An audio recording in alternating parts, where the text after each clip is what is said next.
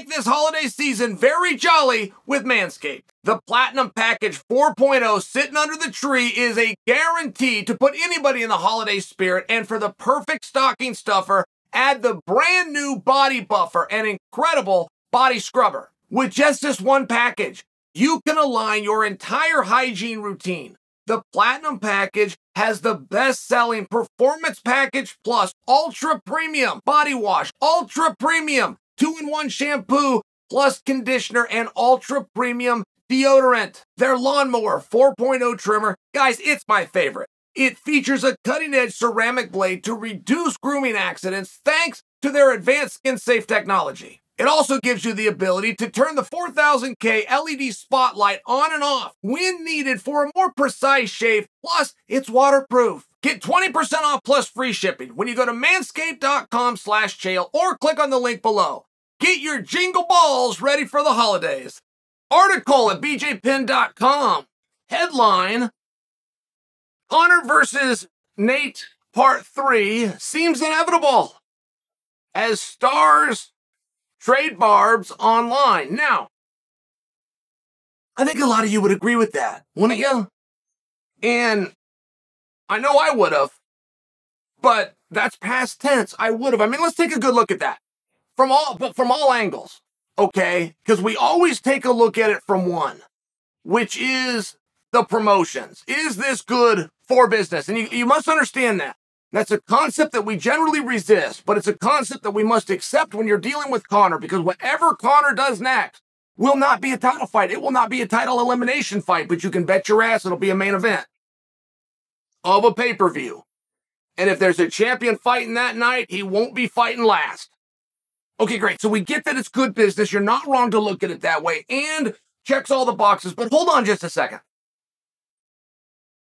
Nate Diaz is not under contract with the Ultimate Fighting Championship. Conor McGregor is. So how you get those guys together to start with is problematic. Secondly, Conor McGregor, to our understanding, is a 155-pounder. Nate Diaz is a 170-pounder. So how you get those guys together is problematic. Now, where you have to correct me, not only have we done it, we've done it twice.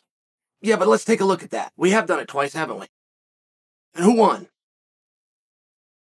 Well, Conor won. Conor won the second one, the last one. Seems like an important one to win. Diaz won the first one. Oh, by the way, it was a finish on short notice. That seems like a pretty cool thing to have, right? Pretty cool feather in your cap. So if you were in these guys' spots, what are you fighting for? And I don't think that anybody stood back to look at it from that perspective. What is it that you would have to gain? What are we fighting for? We're fighting because you barbed at me on Twitter? Okay, fair enough. Like a lot of fights start that way. We're fighting because this isn't settled. It's one apiece. Yeah, look a little bit closer. Do you want to settle that? I mean, be real sure. It looks real cool on TV to go out and do the quick draw. But what if you're the slower guy? It's a hell of a consequence. And you thought of it from that perspective, why would either guy want to risk that? Now, there might be an answer, and maybe they do. But I don't feel that it's a way that anybody has looked at it. Put yourself in their shoes. You're 1-1. You're dead even. You both have beautiful legacies, beautiful time in the sport, beautiful memories together. So if we're going to go out and we're going to fight, this is a quick draw, and one of us is going to lose a lot.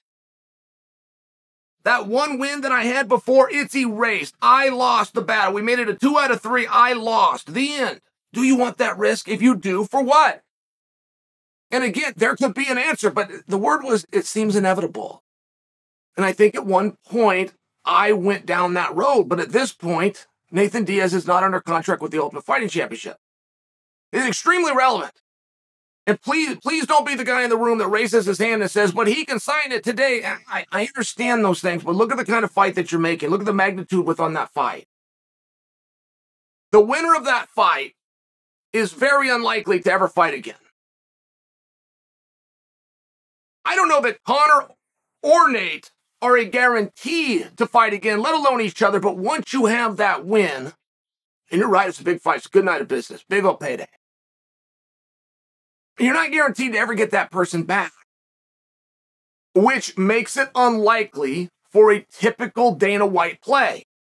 Now you're playing checkers, one night only. That's just not the way for 21 years that he's played. He's played the game different, which is chess. I'll put this match together, put a whole bunch of money, marketing, and work behind it, but I not only get this match, I then get another one. And sometimes when I do my job great, I get some, with both guys, stock goes up, right? I mean, that's the business. So I don't know how much I'm predicting that Nate's going to come back on a one-off. And I don't know how bad those guys want to fight each other. I don't like you and I think I can beat you. That's a real thing. But getting in there and actually settling a beef, which is settled. You go to a trilogy fight when it's a true trilogy. We throw that term out a little bit in this industry when it's fight number 3. Oh, it's a trilogy. Not really. Trilogy also comes with an impression. It's a colloquialism at times, which means of the first 2 fights, we split. Ngannou versus Stipe be a fine example. Well, Conor versus Nate is a fine example. But I'm sharing for you, if you go to part 3, you've now changed the terms of the deal. The deal is now it's a 2 out of 3. So now it's not I beat him and he beat me. You lose completely. I don't know if that's a big deal to keep anybody away from it. I'm just offering you that it's a perspective that maybe you haven't considered.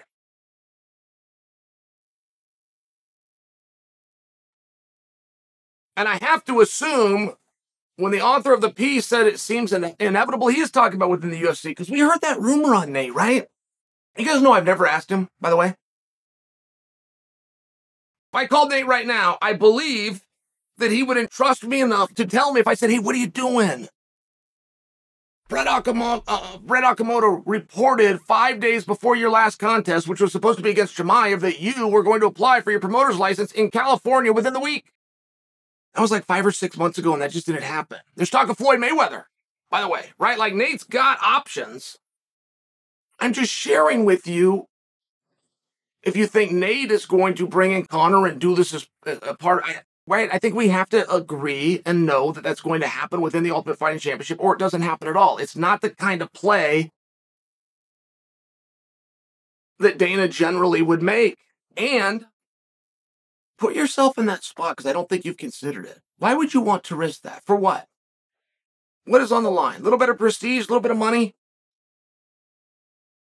versus a whole lot of, this was a 7-year feud, and I lost. I think it needs to be considered. I don't think that fight is inevitable. In fact, if I was to go a step further, I don't think that fight's going to happen.